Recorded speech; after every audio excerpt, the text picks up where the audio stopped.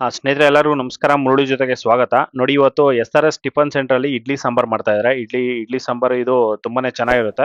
ಬನ್ನಿ ನೋಡೋಣ ಒಂದು ಇಡ್ಲಿ ಸಾಂಬಾರು ಇವರು ಯಾವ ರೀತಿ ಮಾಡ್ತಾರೆ ಅಂತ ಬಿಟ್ಟು ತೋರಿಸ್ಕೊಡ್ತಾರೆ. ಇಡ್ಲಿ ಸಾಂಬಾರ್ಗೆ ಮಸಾಲ ಮಾಡ್ಕೊತಾ ಇದ್ದಾರೆ. ಇಡ್ಲಿ ಸಾಂಬಾರು ಮಸಾಲ ಮಾಡ್ಕೊಳೋದಕ್ಕೆ ಈಗ ಧನಿಯಾ ಕಾಳು ಹಾಕ್ಕೊಂಡಿದ್ದಾರೆ. ಜಸ್ಟ್ ಒಂದು 50-60 ಗ್ರಾಮ್ ಅಷ್ಟು ಧನಿಯಾ ಕಾಳು, ಒಂದು 2 ಇಡೀ ಧನಿಯಾ ಕಾಳು. ನೋಡಿ, ಈಗ ಧನಿಯಾ ಕಾಳು ಆಗಿದೆ. ಈಗ ಇದರಲ್ಲಿ ನೋಡಿ, ಈಗ ಕಾಳು ಮೆಣಸು ಸ್ವಲ್ಪ ತಗೊಂಡಿದ್ದಾರೆ. ಕಾಳು ಮೆಣಸು, ಮೆಂತೆ ಮತ್ತು ಜೀರಿಗೆ ಮತ್ತು ಚಕ್ಕೆ ಇಷ್ಟೊಂದು ಇದ್ರಲ್ಲ. ನೋಡಿ, 1 ಇಡೀ ಅಕ್ಕಿ ಹಾಕ್ಕೊತಾ ಇದ್ದಾರೆ. ನೋಡಿ, ಕಡಲೆಬೇಳೆ 1 ಇಡೀ ಫುಲ್ಲಾಗಿ ಒಂದು ಇಡೀ ಕಡಲೆಬೇಳೆ. ನೋಡಿ, ಅದರಲ್ಲೇ 1 ಇಡೀ ಕರಿಬೇವು ಹಾಕ್ಕೊಂಡಿದ್ದಾರೆ. ನೋಡಿ, ಇಷ್ಟೊಂದು ಹಾಕ್ಕೊಂಡು ಈಗ ಫ್ರೈ ಮಾಡ್ಕೊತಾ ಇದ್ದಾರೆ.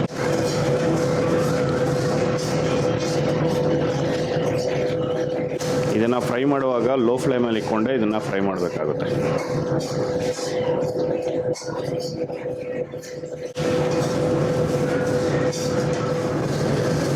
ನೋಡಿ, ಇದರಲ್ಲಿ ಫಸ್ಟಿಂದನೂ ಎಣ್ಣೆ ಹಾಕ್ದಿರಾನೆ ಇದನ್ನೆಲ್ಲನೂ ಹುರ್ಕೊತಾ ಇದ್ದಾರೆ. ಒಬ್ಬೊಬ್ಬರು ಎಣ್ಣೆ ಹಾಕ್ಕೊಂಡು ಹುರ್ಕೊತಾರೆ, ಇವರು ಎಣ್ಣೆ ಹಾಕ್ದಿರಾ ಹುರಿತಾ ಇರೋದು.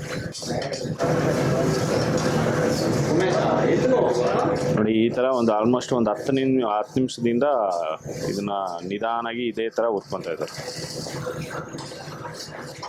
ಇದು ಲೋ ಫ್ಲೇಮಲ್ಲೇ ಹುರ್ಕೋಬೇಕಾಗುತ್ತೆ. ನೋಡಿ, ಇದು ಫ್ರೈ ಆಗಿದೆ. ಈಗ ಚೆನ್ನಾಗಿ ಫ್ರೈ ಮಾಡ್ಕೊಂಡಿದ್ದಾರೆ. ಈಗ ತೆಗಿತಾ ಇದ್ದಾರೆ.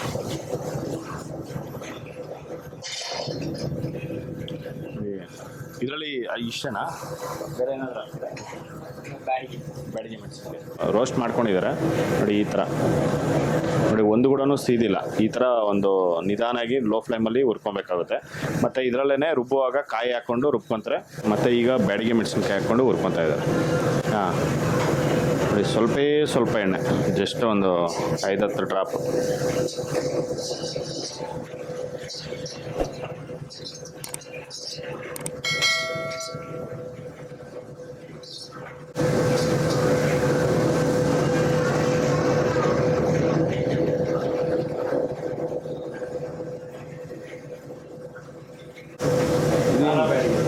ಖಾರ ಬ್ಯಾಡಿಗೆ. ನೋಡಿ, ಇದು ಬ್ಯಾಡಿಗೆ ಮೆಣಸಿನ್ಕಾಯಿ ಒಂದೊಂದು ಖಾರ ಬರುತ್ತೆ, ಒಂದೊಂದು ಖಾರ ಬರೋದಿಲ್ಲ. ಇದು ಖಾರ ಬ್ಯಾಡಿಗೆ ಮೆಣಸಿನ್ಕಾಯಿ ಇದು.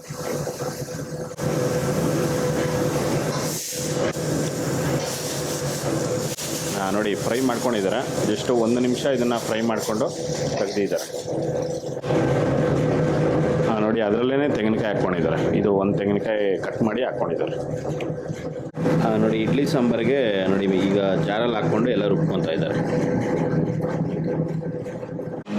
ರೂಬಿ ನೋಡಿ, ಇದ್ರ ಹೆಸರು ರೂಬಿ ಅಂತೆ. ನೋಡಿ, ಇವ್ರ ಮನೆಯಲ್ಲೇ ಇದನ್ನ ರೂಬಿನ ಸಾಕ್ತಾ ಇದ್ದಾರೆ. ಏನ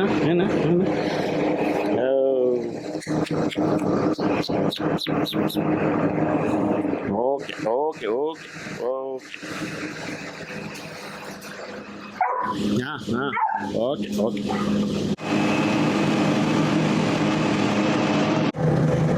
ನೋಡಿ, ಇದು ಇಡ್ಲಿ ಸಾಂಬಾರಿಗೆ ಮಸಾಲ ಅನ್ನೋದು ರೆಡಿಯಾಗಿದೆ.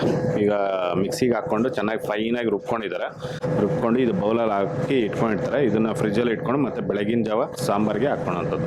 ನೋಡಿ, ಈ ಥರ ಒಂದಿನ ಮುಂಚೆನೇ ಮಾಡಿ ಇಟ್ಕೊಂಡ್ಬಿಟ್ರೆ ಬೆಳಗ್ಗೆ ಫುಲ್ ಈಸಿ ಆಗುತ್ತೆ. ಆ ಕಾರಣಕ್ಕೆ ಇಲ್ಲಿ ಹೋಟ್ಲುಗಳಲ್ಲೆಲ್ಲ ಈ ಥರ ಮಾಡ್ಕೊತಾರೆ. ನೋಡಿ, ಇಡ್ಲಿ ಸಾಂಬಾರಿಗೆ ಮಸಾಲ ರೆಡಿ. ಸ್ನೇಹಿತರೆ ನೋಡಿ, ಈಗ ಇಡ್ಲಿ ಸಾಂಬಾರ್ ಮಾಡೋದಕ್ಕೆ ಅರ್ಧ ಲೀಟರ್ ಎಣ್ಣೆ ಹಾಕ್ಕೊಂಡಿದ್ದಾರೆ. ಅರ್ಧ ಲೀಟರ್ ಎಣ್ಣೆ ಹಾಕ್ಕೊಂಡು ಈಗ 1 ಇಡೀ ಜೀರಿಗೆ ಮತ್ತೆ 1 ಇಡೀ ಸಾಸಿವೆ ಹಾಕ್ಕೊಂಡು ಈಗ ಫ್ರೈ ಮಾಡ್ಕೊತಾ ಇದ್ದಾರೆ. ನೋಡಿ, ಅದರಲ್ಲೇ ಈಗ ಕಡಲೆಬೇಳೆ ಹಾಕ್ಕೊಂಡಿದ್ದಾರೆ. ಕಡಲೆಬೇಳೆ 1 ಇಡೀ ಹಾಕ್ಕೊಂಡಿದ್ದಾರೆ. ನೋಡಿ, ಅದರಲ್ಲೇ ಈಗ ಕರಿಬೇವು ಸೊಪ್ಪು 1 ಇಡೀ ಫುಲ್ ಕರಿಬೇವು ಸೊಪ್ಪು ಮತ್ತು ಈರುಳ್ಳಿ ಒಂದು ಅರ್ಧ kg ಅಷ್ಟು ಈರುಳ್ಳಿ ಹಾಕ್ಕೊಂಡಿದ್ದಾರೆ.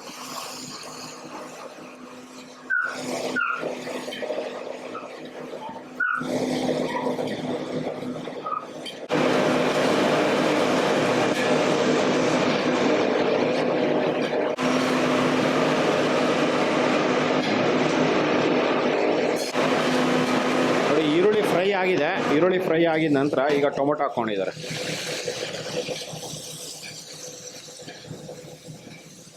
ಟೊಮೊಟೊ ಒಂದು ಅರ್ಧ ಕೆ ಜಿಯಷ್ಟು ಟೊಮೊಟೊ ಹಾಕ್ಕೊಂಡಿದ್ದಾರೆ.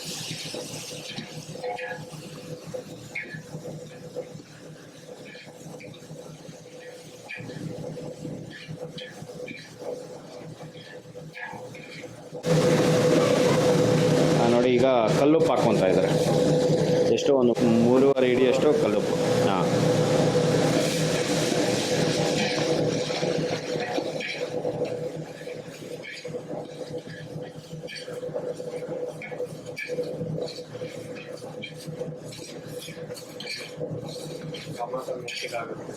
ಹಾಂ,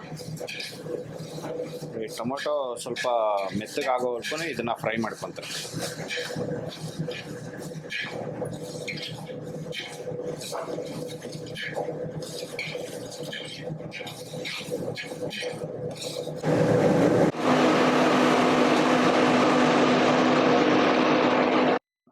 ಸ್ನೇಹಿತರೆ ನೋಡಿ, ಈರುಳ್ಳಿ ಮತ್ತೆ ಟೊಮೊಟೊ ಇದನ್ನ ಫ್ರೈ ಮಾಡ್ಕೊಂಡಿದ್ದಾರೆ. ಒಂದು 5 ರಿಂದ 10 ನಿಮಿಷ ಇದನ್ನ ಚೆನ್ನಾಗಿ ಫ್ರೈ ಮಾಡ್ಕೊಂಡಿದ್ದಾರೆ. ಫ್ರೈ ಮಾಡ್ಕೊಂಡು ನಂತರ ಈ ಮಸಾಲ ರೆಡಿ ಮಾಡಿ ಇಟ್ಕೊಂಡಿದ್ರಲ್ಲ, ಆ ಮಸಾಲ ಪೂರ್ತಿ ಇದ್ರಲ್ಲಿ ಹಾಕೊಂಡಿದ್ದಾರೆ.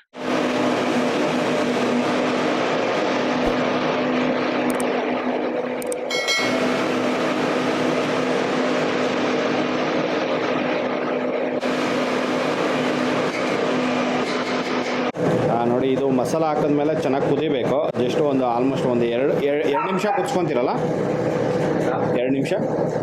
ನೋಡಿ, ಇದನ್ನ ಒಂದು 2 ನಿಮಿಷ ಚೆನ್ನಾಗಿ ಕುದಿಸ್ಕೊತಾರೆ. ಈ ಥರ ಒಂದು ಹಸಿ ವಾಸನೆ ಹೋಗೋವರೆಗೂ ಇದನ್ನು ಕುದಿಸ್ಕೊತಾರೆ. ಕುದಿಸ್ಕೊಂಡಿದ ನಂತರ ಇದರಲ್ಲಿ ಬೇರೆ ಎಲ್ಲ ಹಾಕ್ಕೊತಾರೆ. ನೋಡಿ, ಈಗ ಹುಣಸೆಹಣ್ಣು ರಸ ಹಾಕ್ಕೊತಾ ಇದ್ದಾರೆ. ಇದೊಂದು 1/4 kg ಹುಣಸೆಹಣ್ಣು ಹಾಕೋಬೇಕಲ್ಲ. ಹಾಂ, ಒಂದು 100 ಗ್ರಾಮ್ ಹುಣಸೆಹಣ್ಣು.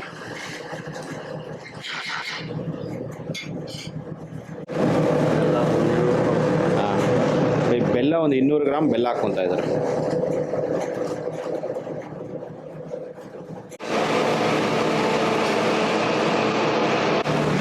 ಸ್ನೇಹಿತರೆ ನೋಡಿ, ಇದು ತೊಗರಿ ಬೇಳೆ.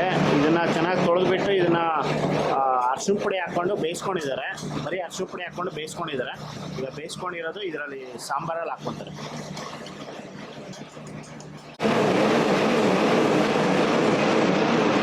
ಇದು ಎಷ್ಟು ಕೆ ಜಿ ತೊಗರಿಬೇಳೆ?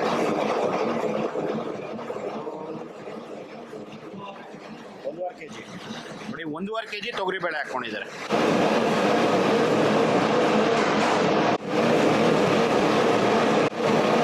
ನೋಡಿ, ಇವರು ಒಂದು ದಿನಕ್ಕೆ ಈ ಥರ ಒಂದು ಪಾತ್ರೆಯಲ್ಲಿ ಫುಲ್ ಒಂದು ಪಾತ್ರೆ ಮಾಡ್ಕೊತಾರೆ.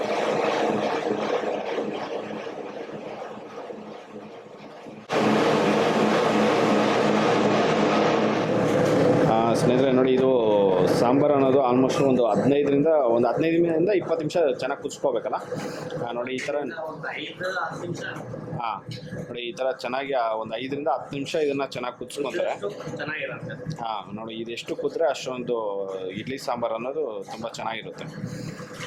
ನೋಡಿ, ಈ ಥರ ನೊರೆ ಇದೆಯಲ್ಲ, ಮೇಲ್ಗಡೆ ನೊರೆ ಇರೋದೆಲ್ಲನೂ ಫುಲ್ಲು ಡೌನ್ ಆಗಬೇಕು. ಡೌನ್ ಆಗೋವರೆಗೂ ಇದನ್ನು ಚೆನ್ನಾಗಿ ಕುದಿಸ್ಕೊತಾರೆ. ಸ್ನೇಹಿತರೆ ನೋಡಿ, ಇದು ಒಂದು 10ರಿಂದ 15 ನಿಮಿಷ ಚೆನ್ನಾಗಿ ಕುದಿಸ್ಕೊಂಡಿದ್ದಾರೆ. ಕುದಿಸ್ಕೊಂಡು ಈಗ ಆಫ್ ಮಾಡ್ಕೊಂಡಿದ್ದಾರೆ. ನೋಡಿ, ಇಡ್ಲಿ ಸಾಂಬಾರು ಅನ್ನೋದು ಈಗ ರೆಡಿ ಆಗಿದೆ. ನೋಡಿ, ಇಡ್ಲಿ ಸಾಂಬಾರು ರೆಡಿ.